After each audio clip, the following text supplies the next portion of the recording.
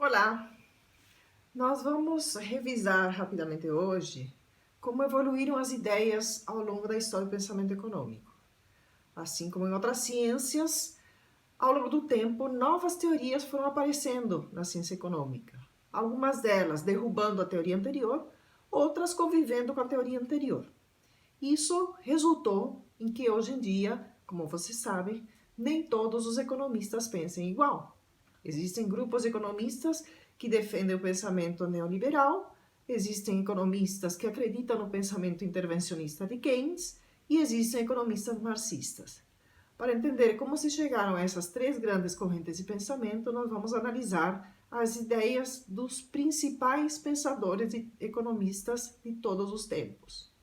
Nós vamos selecionar 10 grandes pensadores de uma época bastante ampla, desde o século XVI, uma época em que a ciência econômica nem sequer existia como ciência, mas que reúnem pensadores que contribuíram para a formação da ciência econômica do pensamento clássico. Nós vamos começar trabalhando as ideias de um mercantilista, Antoine de Montchetien, representante da corrente mercantilista, e o francês também, François Quesnay, representante da corrente fisiocrata. São duas correntes de pensamento que contribuíram fortemente para a formação da primeira grande escola de pensamento, que é o pensamento clássico. Os mercantilistas defendiam, como o próprio nome indica, a atividade comercial, mercantil.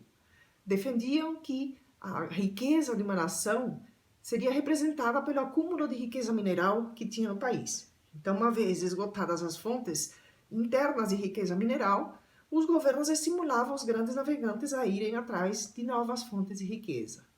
Foi procurando riqueza mineral que descobriram as Américas, achando que estavam chegando nas Índias, né? O pensamento fisiocrata já pensava que a riqueza era proveniente unicamente da atividade agrícola. Somente a agricultura geraria, no pensamento fisiocrático, uma coisa nova, uma riqueza nova. Porque ao se plantar uma semente, nasce uma planta que antes não existia, cujos frutos, folhas ou alguma outra parte poderão ser aproveitadas. Que atividades como a indústria e o comércio apenas transformariam a riqueza, não gerariam riqueza nova. O pensamento fisiocrata relaciona a economia com a natureza e então defende que assim como a natureza funciona sozinha, a economia também deve funcionar sozinha.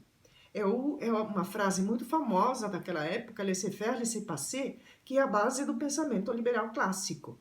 Deixar fazer, deixar passar, porque o mundo vai por ele mesmo, deixar a economia livremente. Pegando ideias mercantilistas e fisiocratas, nasce a grande primeira escola de pensamento econômico, a escola clássica, que reúne uma porção de grandes pensadores, dentre os quais nós vamos nos deter nas ideias de Adam Smith e de David Ricardo. Ambos preocupados com o crescimento de longo prazo, originado na preocupação de Malthus de que a população estava crescendo muito rápido com relação à produção de alimentos. Sendo assim, os grandes economistas se preocuparam em propor teorias que melhorassem o desempenho da economia, que agilizassem o crescimento econômico para pelo menos adiar essa crise de fome prevista por Malthus. As ideias de David Ricardo são sequência das de Adam Smith. Ele começou a escrever a respeito da economia depois de ler a principal obra econômica de Adam Smith. Dando sequência à teoria do valor-trabalho de David Ricardo, surge o pensamento marxista. Marx elabora toda uma estrutura teórica para defender que o capitalismo iria à falência e que naturalmente se transformaria em um sistema socialista. Cronologicamente, tem outro grupo de pensadores clássicos, incluídos como neoclássicos, porque mudam o foco do crescimento, que era a preocupação dos clássicos, para se preocupar mais com o comportamento. Teorias microeconômicas de comportamento do consumidor, da firma, das finanças públicas, são todas provenientes dessa época. Uma época durante a qual os pensadores incorporaram à ciência econômica elementos da psicologia, da filosofia, da antropologia, assim como da matemática e da estatística, para melhor expressar as lógicas que iam descobrindo.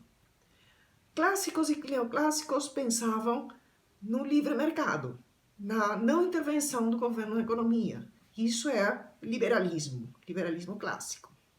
Aí chegou a Grande Depressão, uma crise muito prolongada que pegou as grandes economias do mundo e, por consequência, as demais, durante a qual viveu um pensador que tinha na cabeça dele toda a formação neoclássica.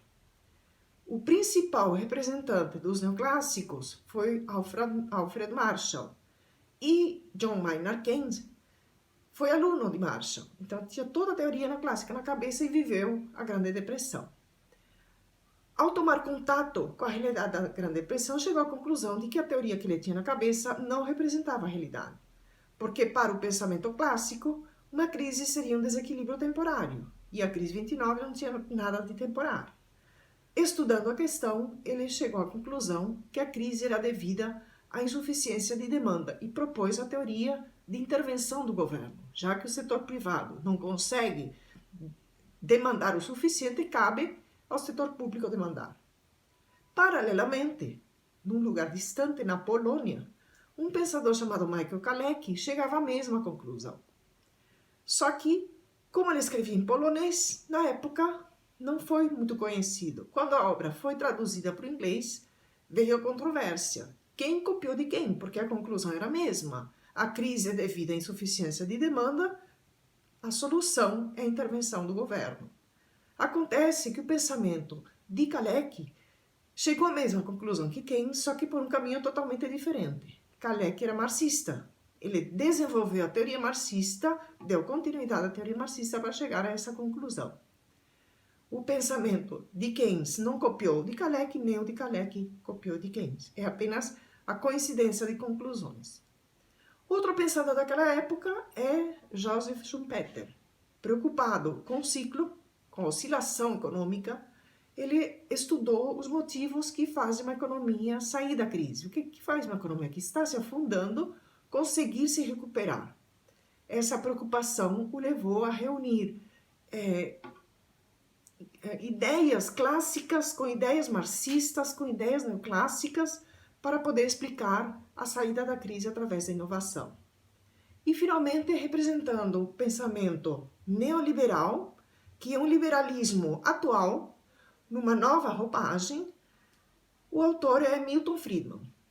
O pensamento neoliberal, é chamado de neo porque é atual, é um pouco diferente do pensamento liberal clássico. Os clássicos defendiam que o governo não devia intervir na economia. Os neoliberais defendem que o governo deve se retirar da economia porque está intervindo demais. Os neoliberais defendem as políticas monetárias. Já os keynesianos intervencionistas defendem a aplicação de políticas fiscais. O governo deve gastar mais, deve fazer mais transferências, deve diminuir as taxas de impostos. Os monetaristas não. Defendem que a única intervenção que o governo tem que ter na economia para resolver todos os problemas macroeconômicos é na oferta de moeda, política monetária. É através de política monetária, usando os instrumentos de política monetária que nós já vimos, que eles consideram que se resolvem os demais problemas econômicos. Então, nós vamos estudar esses 10 autores. Cada um de vocês vai estudar apenas um, e depois nós vamos fazer um apanhado geral dos 10. Eu deixo então a tarefa para cada um pesquisar um desses autores conforme a lista que está disponível no sistema. Bons estudos!